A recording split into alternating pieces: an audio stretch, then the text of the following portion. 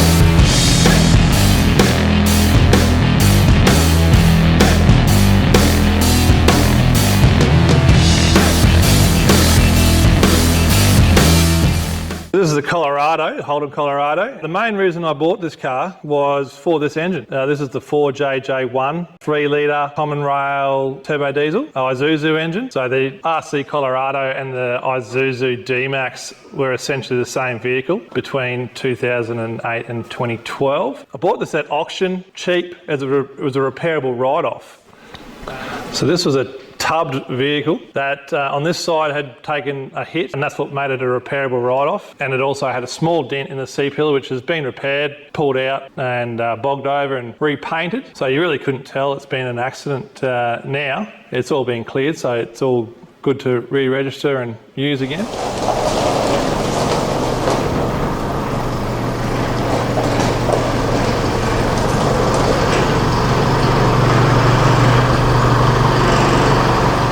So what am I actually building? The front axle is going to be an 80 series. Now people at home will be saying, oh, GU is way stronger. It is, but it's also way bigger. When you're trying to keep the vehicle low, one for engineering and legalities, and two for ability off-road and also handling on-road, then ride height and up travel and all that sort of stuff becomes quite important. And with the GU front diff, I think without having put them in, I think you'd lose too much up travel, put the vehicle too high to get some decent up travel, which I don't want to do. I want to keep the vehicle low and stable. So that's why I decided to go with the 80 series diff. It's going to be smaller, easier to package, and I can probably keep the vehicle a little bit lower and maintain better up travel. The 80 series diff center can be made to be quite strong. If you use a air locker or e-locker, something to replace that carrier with a solid pinion spacer. That seems to be the combination that people use to get some strength out of those 80 series front diffs. The 80 series front diff is essentially the same diff as the 105 Land Cruiser,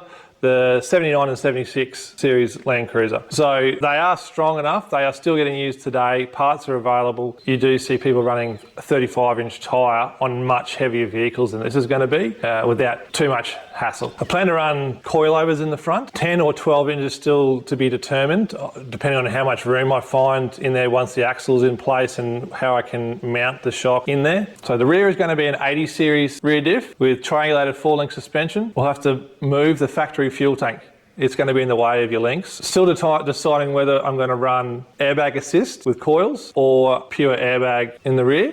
The advantage for the 80 series rear diff is that it's strong. It's comparable to a GU Patrol. It's a full floating axle design compared to a semi-floater of the GU Patrol, and it's got the handbrake on the axle itself, whereas the GU Patrol, the handbrake is on the transfer case, whereas we don't have a GU Patrol transfer case. That could be made. It's a doable mod, but it's not something I want to do. So one of the biggest technical issues we've got with this build is that you can see here, this is the 80 series rear diff, is that it is offset to the driver's side. The Colorado transfer case is centered rear output. So if you try and run it across on that angle, there's a good chance you're going to get vibrations and wear out uni joints and that sort of stuff at a great rate. So these are my two transfer case options I've got to work with. This is the 80 series transmission. You've just seen that in the time lapse. Okay, you can see that the transfer case is offset. So both the rear and the front output are offset to the driver's side, or the right-hand side. This is a Jackaroo transfer case. This is my other option of a transfer case. It will bolt straight to the back of the gearbox that I have now. No adapter required, whereas the 80 series will require an adapter, obviously. However, as you can see, the output's centered. So this is the rear output here. It is centered. It will cause vibration if you ran straight across on the angle to the 80 series rear diff. So with that in mind, what are my options? I had three options go through my head. You can see I've done a bit of a diagram for you. So engine, gearbox, transfer case here. You've got your front diff there and your rear diff here, and these lines in between are your drive shafts. So first option was to use a cruiser front diff and a stock rear end. Doing that option would limit your tyre size. You'd be restricted to the tyre size that the Colorado came with and the maximum tyre size for that car. I don't want that. The other option would be to use a patrol rear diff with the Land Cruiser front. That could work. However, the engineer had reservations about mismatched brake designs, so I was sort of trying to steer clear of that. The other issue with that would be I'd have to make a transfer case handbrake, which is possible. It's been done before, but decided it wasn't the best option. The second option here, 80 series diffs front and rear with a two-piece drive shaft to fix the offset issue. Essentially offsetting the first drive shaft the distance across, which is roughly 150 mil off centre, which obviously this drawing is not to scale. It's not as a severe angle as that, but you get the idea. And then run essentially a straight drive shaft down to the diff from there. That would fix it. Whether that would result in driveline vibrations still or not, I'm not sure. I'm not a driveline expert, but that would possibly work. The third option is what I'm probably going to go with, is the 80 series front and rear diff with the 80 series transfer case adapted to the 5-speed manual Colorado gearbox. Now the reason I'm going with that is it fixes the driveline issue, is a strong transfer case, and it's full-time four-wheel drive. Some people don't like the full-time four-wheel drive transfer cases. They think it increases wear and fuel economy or fuel usage, which might be valid, but having driven a full-time four-wheel drive Land Cruiser for the last 10 years, I haven't noticed any problems with it, and it's quite good on dirt roads, corrugations, touring sort of situations that this four-wheel drive will be going through a lot, towing it.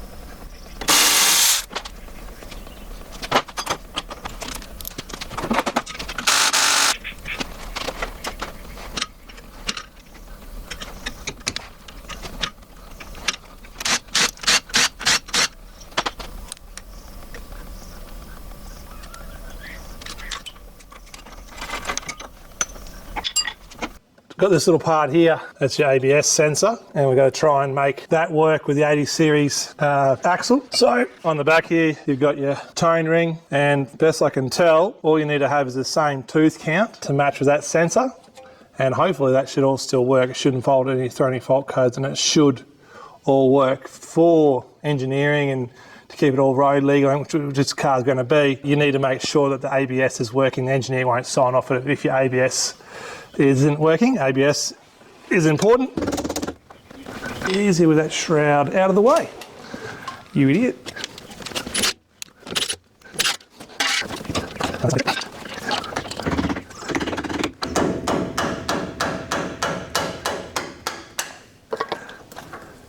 Tuck it up out of the way somewhere so I can ruin it later.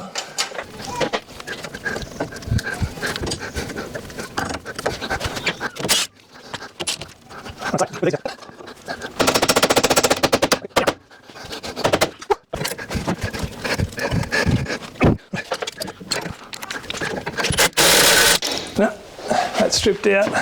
Just getting the 5-inch spanner.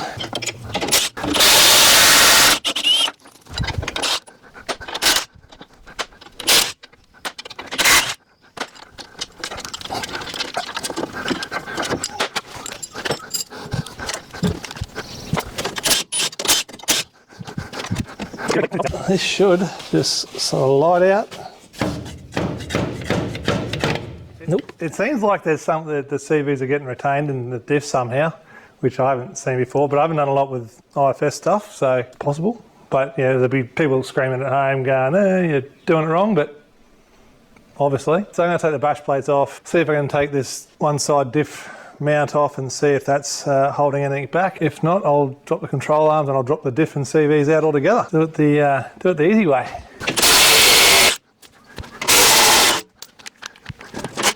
For sake.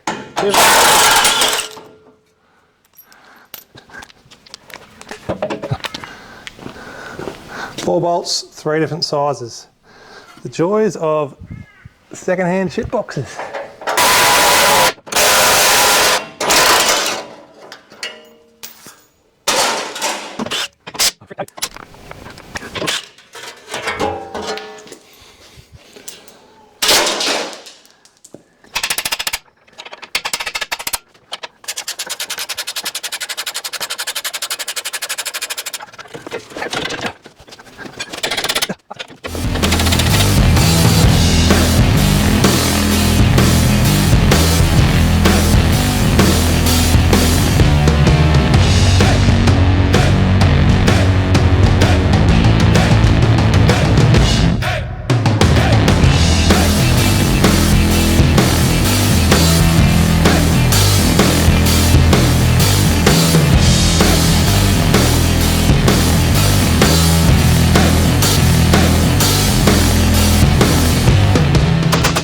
So that's your sway bar there.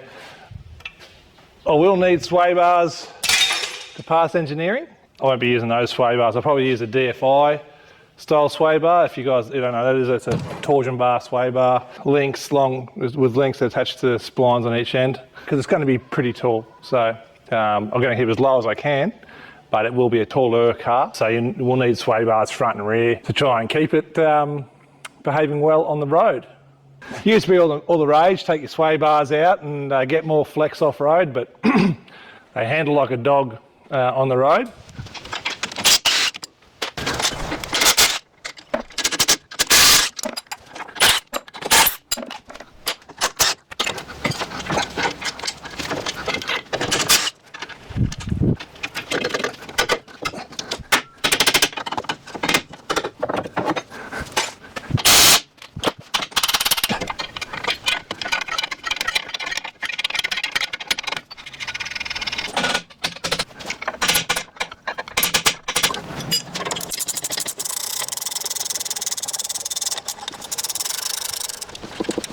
Bolt doesn't want to come out and I need more room to whack it, but the diff is in the way. The diff's coming out anyway, so I'm going to try and get the diff out now. So it's going to make it easier to get that lower control arm off.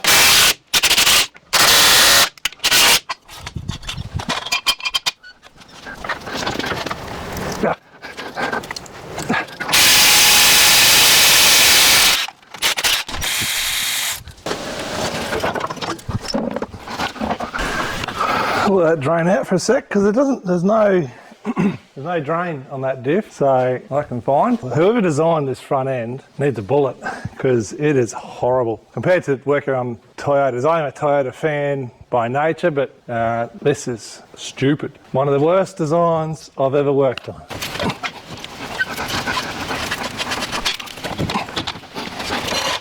Now you can get to this bolt a bit easier.